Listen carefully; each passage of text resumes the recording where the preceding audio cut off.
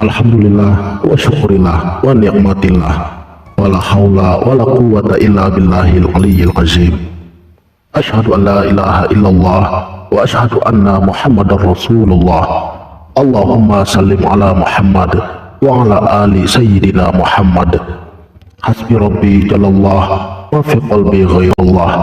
Nur Muhammad sallallahu la ilaha illallah. Amma belajar ilmu tasawuf bukan seperti kita belajar ilmu fikih. Memasuki kawasan ilmu tasawuf itu dengan hati, bukan dengan akal. Sebab daya akal itu masih berada dalam dimensi yang rendah. Dan jangan lupa, siapkan mental, lahir dan batin. Sebab cobaan yang akan diterimanya, semakin ia mendalami, maka akan semakin berat.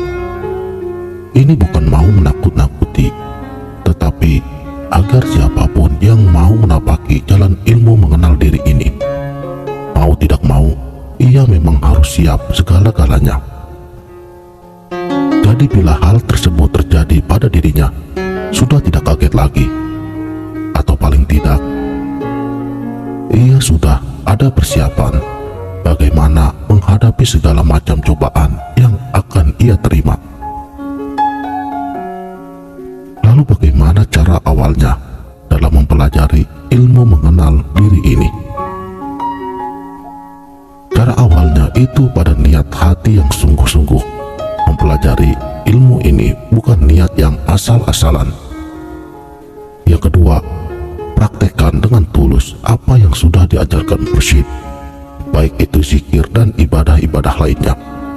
Bisa zikir nafas, zikir jahar, zikir sirri, dan lain-lain.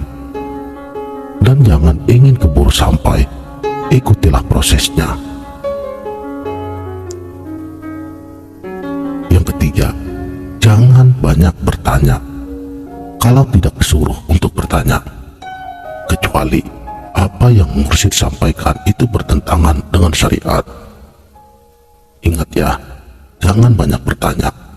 Di wilayah ini sudah tidak ada lagi pertanyaan, yang ada wajib prakteknya.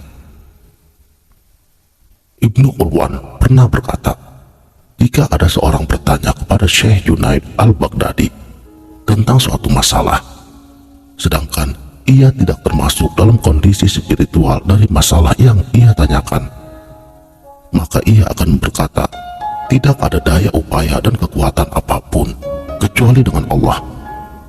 Dan jika orang tersebut mengulangi lagi pertanyaannya, maka ia akan menjawabnya, cukuplah, Allah menolong kami dan dialah sebaik-baik zat yang menjadi wakil.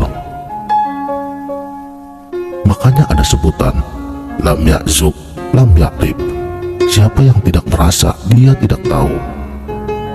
Jadi, harus benar-benar merasakannya sendiri. Makanya, untuk dapat merasakannya, kuatkan prakteknya. Kalau banyak bertanya, malah nanti akan bingung sendiri. Lalu kenapa? Mungkin ada sebagian dari saudara yang mungkin agak kesulitan dalam mempelajari ilmu mengenal diri ini. Kenapa hal tersebut bisa terjadi? Pertama, masih membawa ilmu dari luar. Sedangkan seseorang yang mau mempelajari ilmu tasawuf ini, terlebih dahulu ia wajib membuang semua pengetahuan ilmunya. Harus benar-benar dari nol, atau menjadi gelas yang kosong tanpa isi sedikit pun. Kedua, hawa negatif dari dalam diri. Ada daya tolak yang luar biasa dari dalam dirinya. Pengaruh-pengaruh seperti ini yang kemungkinan sangat sulit dihindari. Terkadang seseorang itu tidak sadar bahwa pada dirinya itu tertanam makhluk-makhluk yang bukan haknya. Misalnya Anda mengamalkan suatu keilmuan tertentu, jadi jangan heran bila ada daya tolak yang luar biasa.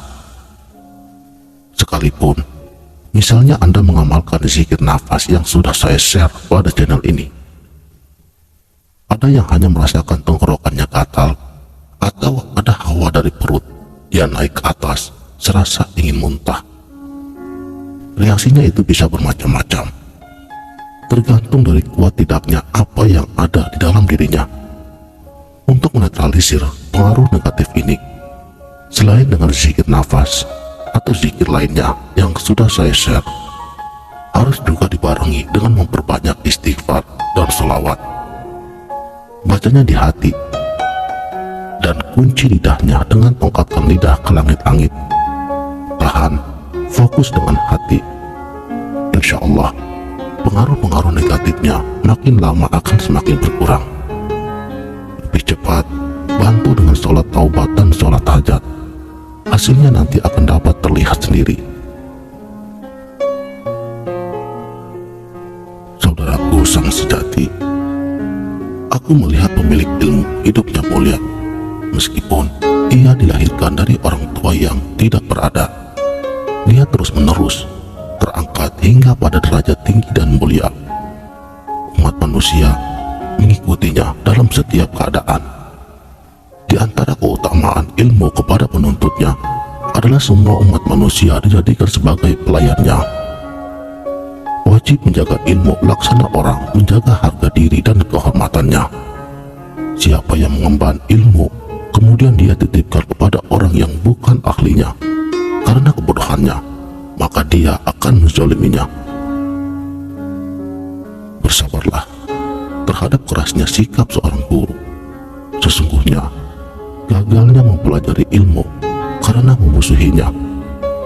Siapa yang belum merasakan pahitnya belajar walaupun sebentar, dia akan merasakan hinanya kebodohan sepanjang hidupnya. Dan barang siapa ketinggalan belajar di masa mudanya, maka bertakbirlah untuknya 4 kali karena kematiannya. Demi Allah, hakikat seorang pemuda adalah dengan ilmu dan takwa. Bila keduanya tidak ada, maka tidak ada anggapan baginya. Ilmu adalah tanaman kebanggaan, maka hendaklah Anda bangga dengannya, dan berhati-hatilah bila kebanggaan itu terlewatkan dari dirimu. Dan ketahuilah, ilmu tidak akan didapat oleh orang yang pikirannya tercurah pada makanan dan minuman. Pengagum ilmu akan selalu berusaha baik dalam keadaan telanjang maupun berpakaian. Sekianlah, mudah-mudahan dapat bermanfaat. Wabillahi taufik wal hidayah. Wassalamualaikum warahmatullahi wabarakatuh.